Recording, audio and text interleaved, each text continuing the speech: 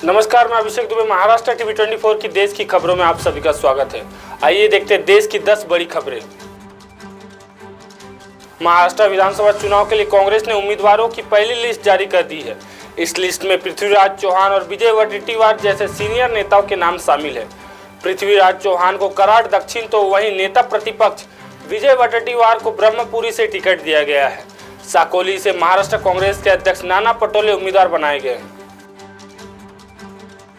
महाराष्ट्र में महाविकास आघाड़ी में शामिल किसान और श्रमिक पार्टी पीडब्ल्यूपी ने बुधवार 23 अक्टूबर को शिवसेना यूबीटी की ओर से उरण, सांगोली और लोहा विधानसभा सीटों से उम्मीदवारों की घोषणा किए जाने पर नाराजगी जताई।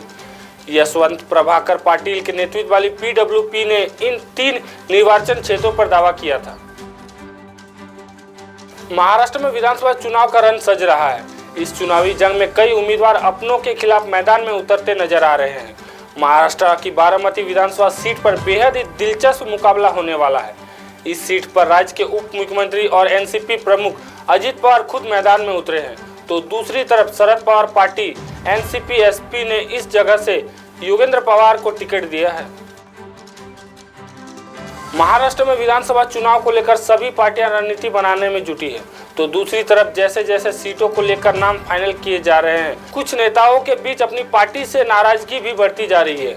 इस बीच चुनाव से ठीक पहले अजित पवार गुट की पार्टी एनसीपी को बड़ा झटका लगा है। पार्टी के मुंबई अध्यक्ष समीर भुजबल ने इस्तीफा दे दिया है। उद्धव ठाकरे के बेटे आदित्य ठाकरे ने वर्ली सीट से बुधवार को नामांकन दाखिल कर दिया है। नामांकन दाखिल करने के बाद आदित्य ने कहा कि जनता के आशीर्वाद और मेरी पार्टी के प्रेम से मैंने आज नामांकन दाखिल कर दिया है। यही उम्मीद है कि महाराष्ट्र में एमवीए जीते। उन्होंने गुरुवार 24 अक्टूबर को इससे पहले वर्ली में नामांकन रैली भी निकाली थी। झारखंड की मांडू विधानसभा सीट से कांग्रेस प्रत्याशी जेपी पटेल गुरुवार को धनबाद पहुंचे। मीडिया से बातचीत के दौरान उन्होंने इंडिया गठबंधन की सरकार बनने का दावा किया। वही एक सवाल के जवाब में पटेल ने कहा कि जेपीकेएसएस के जयराम मातो इंडिया गठबंधन के लिए कोई फैक्टर नहीं है। जयराम मातो वोट कटवा है। मातो समाज के बड़े नेता कोई है तो सुदेश मातो है। आज उनकी स्थिति ही देख लीजिए। उन्होंने कहा कि कुछ लोगों ने सुदेश मातो को तथाकथित झारखंड के मुख्यमंत्री तक की संज्ञा दी थी, लेकिन आज उनकी जमीनी हकीकत क्या है सभी जानते हैं।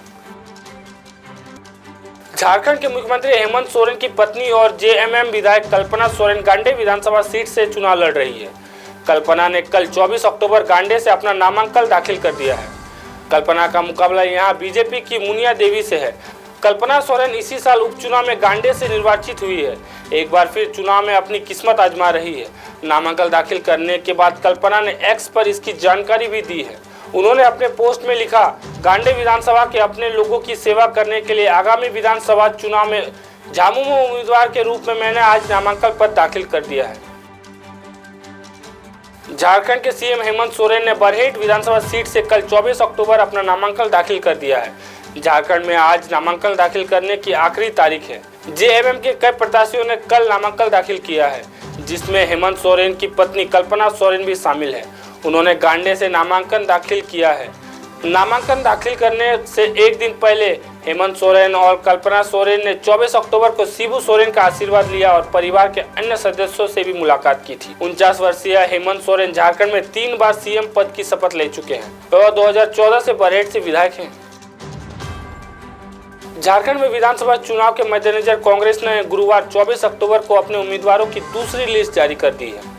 दूसरी सूची में 7 उम्मीदवारों के नामों का ऐलान किया है। इस लिस्ट में के.एन. त्रिपाठी का भी नाम शामिल है। उन्हें डाल्टनगंज से टिकट दिया गया है। त्रिपाठी पहले मल्लिकार्जुन खड़गे के खिलाफ पार्टी अध्यक्ष पद के चुनाव के लिए खड़े हुए थे, लेकिन इनका नामांकन रद्द कर दिया गया था। उत्तर प्रदेश के मुख्यमंत्री योगी आदित्यनाथ ने अधिकारियों को निर्देश दिया कि यह सुनिश्चित करें कि 28 अक्टूबर से 15 नवंबर तक राज्य में बिजली कटौती ना हो। इस दौरान कई हिंदू त्योहार भी पड़ेंगे। मुख्यमंत्री ने संभागीय आयुक्तों, जिला अधिकारियों और पुलिस के शीर्ष अधिकारियों की उपस्थिति में एक बैठक में यह आदेश जारी किया। मुख्यमंत्री योगी आदित्यनाथ ने कहा, खुशी और उत्सव के इस दौर में 28 अक्टूबर से 15 नवंबर तक पूरे प्रदेश में 24 घंटे निर्बाध बिजली आपूर्ति सुनिश्चित की जानी चाहिए। पावर कॉरपोरेशन को इसके लिए आवश्यकता तैयारी करनी चाहिए। फिलहाल देश की खबरों में इतना ही। वक्त तो चला एक छोटे से ब्रेक का। ब्रेक के बाद फिर मिलेंगे, तब तक देखते रहिए महाराष्ट्र टीवी 24। नमस्कार। प्रिया, तुला माझ्या गावचे मित्र माहिती आहेत ना? अगं तो शंकर, गणू सगळ्यांची मुलं ना आता शाळेत जायला लागलीत ग.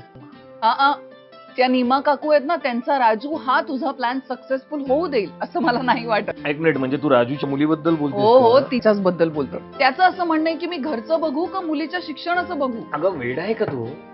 त्याला कुठे काय करायचंय? मुलीच्या शिक्षणासाठी मुलगी अगदी 18 वर्षांची होईपर्यंत महाराष्ट्र शासनाच्या लेक लाडकी योजनेमार्फत टप्प्याटप्प्याने शिक्षणासाठी पैसे दिले जाणार आहेत. अरे वा. आता हे ऐकल्यानंतर ना तो राजूच काय, नीमा काकू पण नाव घालते की नाही बघ शाळेत. चला, म्हणजे एकही मुलगी शिक्षणापासून वंचित राहता कामा नये हा तुझा संकल्प तू पूर्ण करणारच. राज्यातील प्रत्येक सुज्ञ नागरिकांनी असा संकल्प केला तर शाळाबाह्य मुलींची संख्या शून्यावर आणता येईल. लाडक्या लेकीच्या पंखांना बळ हीच आहे महाराष्ट्र सरकारची तळमळ. राजू दादाला मुलगी झाली, राजू दादाला. मी तुला बोलले होते ना मुलगी होणार म्हणून. तू बोलली होती बर का. आता मी तुला 5,000 रुपये देणार आहे. मी पहिली शाळेत घातलं की 6,000 रुपये. आणि हो, जेव्हा ती 6वीत जाईल ना तेव्हा 7,000 रुपये आणि 11वीत जाईल तेव्हा 8,000 रुपये मी तिला देणार आहे. एवढंच नाही, ती 18 वर्षाची झाली की 75,000 रुपये द्यायला मी तयार आहे. एवढे पैसे? आता तुम्ही सगळे मिळून माझी चेष्टा करताय ना? काय? नाही रे दादा, तुला फक्त जवळपासच्या अंगणवाडीमध्ये जाऊन लेक लाडकी योजनेमध्ये तुझ्या मुलीच्या नावाची नोंदणी करायची. एवढंच करायचं होय? धन्यवाद बर का माझ्या लेकींना. या लहान मुलींप्रमाणेच आपल्या जवळच्या गरजू लोकांना लेक लाडकी योजनेची माहिती देऊयात आणि आपल्या लेकींचे उज्ज्वल भवितव्य घडवण्यासाठी हातभार लावूया. लाडक्या लेकीच्या पंखांना बळ हीच आहे